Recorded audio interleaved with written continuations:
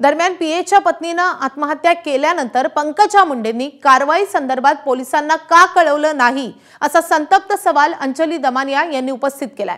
दरम्यान गौरीच्या आत्महत्येनंतर अद्याप कुणालाही अटक का झाली नाही असा प्रश्नही त्यांनी उपस्थित केलाय। दरम्यान गौरीचा पती अनंत गरजेचे विवाहबाह्य संबंध असल्याचा खळबळजनक आरोपही दमानिया यांनी केलाय।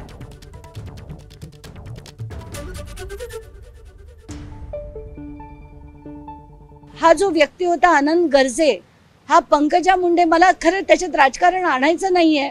मला दुःख हे का होतंय की पंकजा मुंडे यांना तर रात्री कळलं असेलच, पण तरी त्यांनी पोलिसांना फोन करून निदान चांगली कारवाई करा आणि तो माझा पीए असेल तरी त्याच्यावर कारवाई झाली पाहिजे असं म्हणणं अपेक्षित, तेवढं तरी म्हणणं अपेक्षित आहे।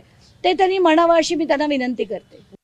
आता फेब्रुवारी पासून आतापर्यंत 9 महिन्यात ते म्हणे बऱ्याच वेळा तिला मारल्याच्या खुणा चेहऱ्यावर दिसायच्या, म्हणजे तिला मारहाणी नेहमी होत होती।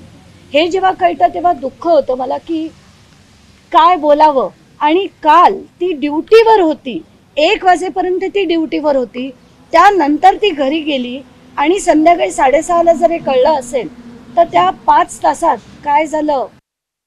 तिचं असं म्हणणं होतं की ती आधी ज्या बीडीडी चाळीत राहायची तिथून त्यांना जेव्हा नवीन मोठ्या टॉवरमध्ये जेव्हा त्यांना शिफ्ट करायचं होतं तेव्हा त्या पॅकिंगच्या वेळेस तिला काही पेपर मिळाले ज्याच्यात एक किरण इंगळे नावाची कोणी बाई होती, ती तिचा गर्भपात करण्यासाठी जेव्हा हॉस्पिटलमध्ये नेण्यात आलं होतं त्याच्यात तिच्या नवऱ्याचं नाव अनंत गर्जे लिहिलेलं होतं आणि हे तिला पेपर मिळाल्यावर त्यांचे वाद वाढत गेले आणि त्यातनं हे सगळं झालंय असं वडील आणि आई दोघांनीही मला सांगितले।